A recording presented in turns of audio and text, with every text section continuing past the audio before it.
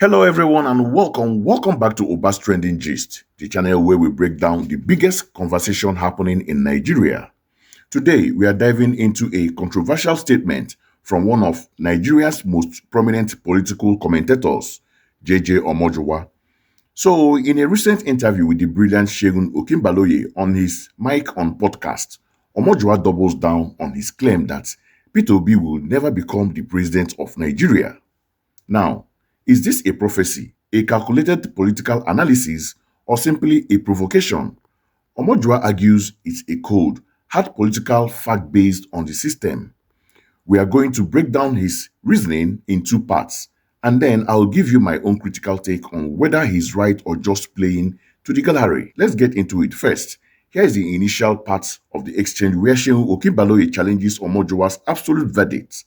So sit back and take a watch. You confidently declared that Peter Obi will never become Nigeria's president.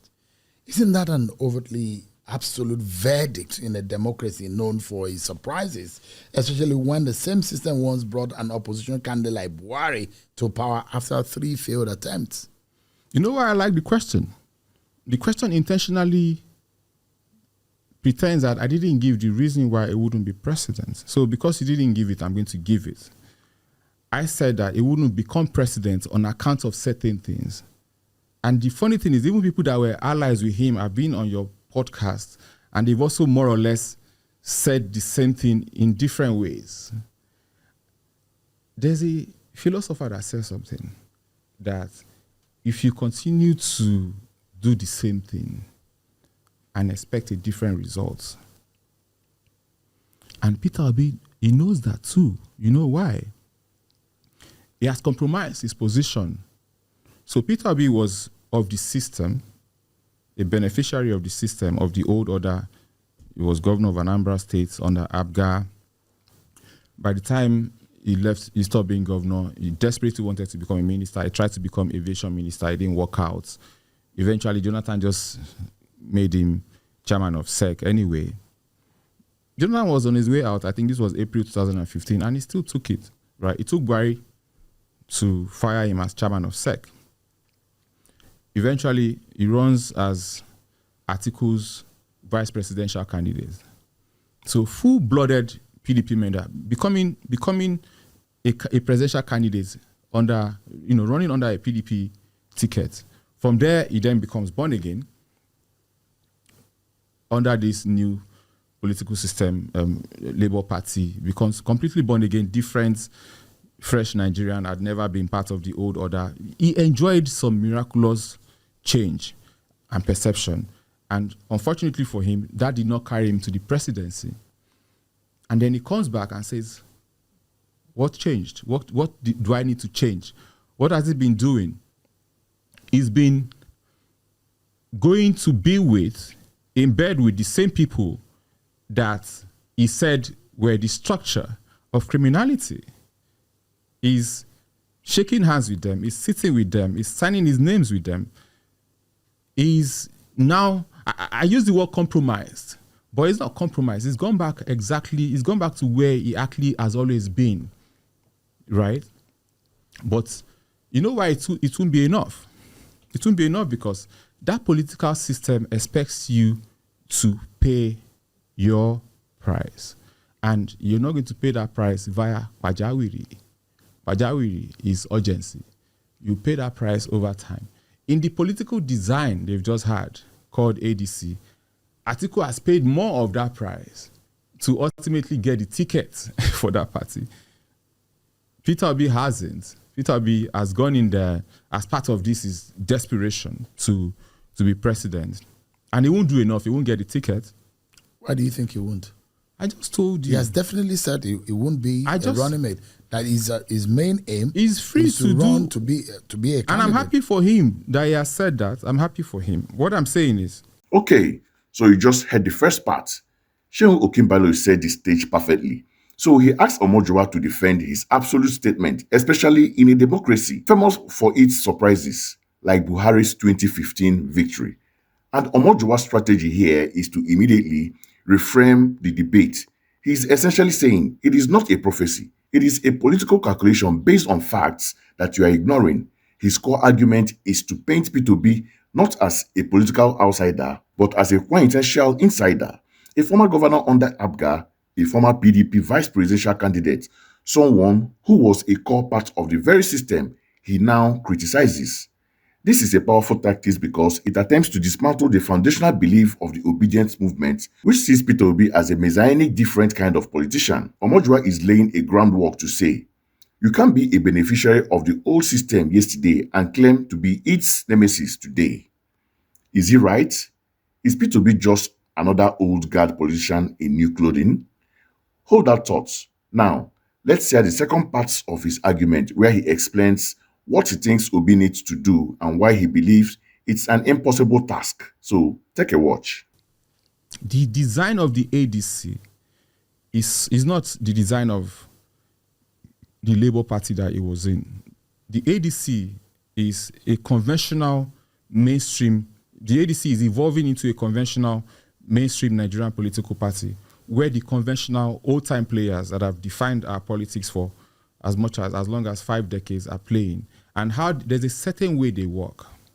One, they need to trust you.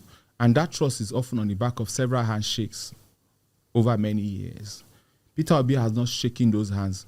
And also, even the few ones he shook as PDP, as Abga governor and PDP vice presidential candidates, he betrayed their trust by calling them criminals, by just making it look like they are absolutely responsible for the state of Nigeria.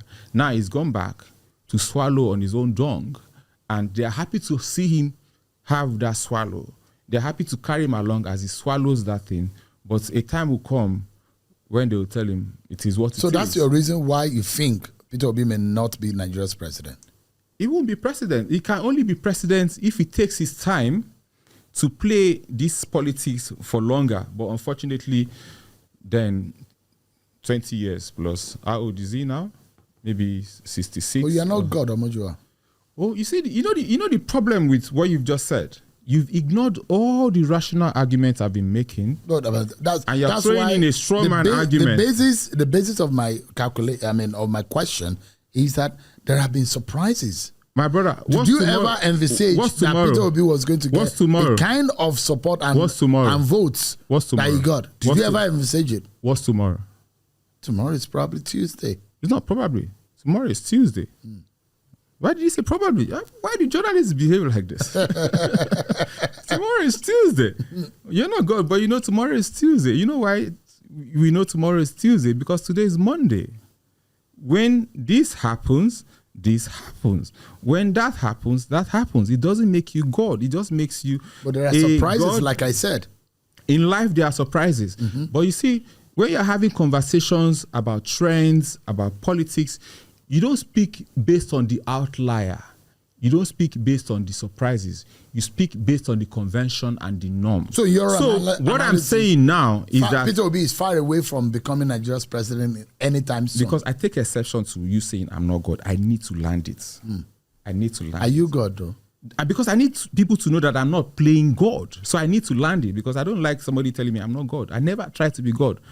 God gave us our intellect for a reason. He gave us cognition for a reason. The philosophers over the years, the Nietzsche, the Youngs, the Aristotles, Socrates, all these guys, they designed these things for us to be able to have rational conversations. If this happens, we did this thing in logic.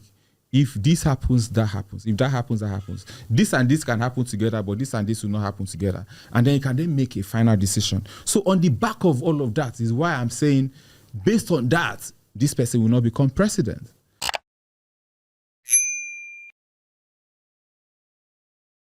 And there you have it, the conclusion of Omojuwa's argument. This is where he brings in the cold hard concept of real politics. He talks about paying your dues, handshake over many years, and building trust within the system.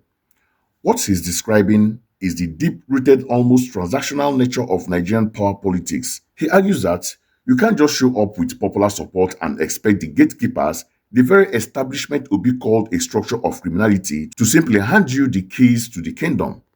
His point is that Obi by alienating his establishment, shot himself in the foot.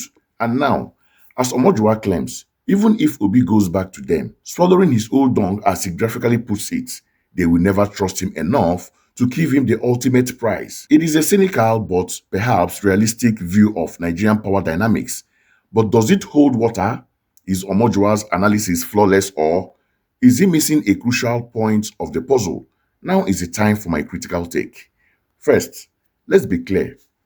Omojuwa makes some valid points here from a traditional political science perspective.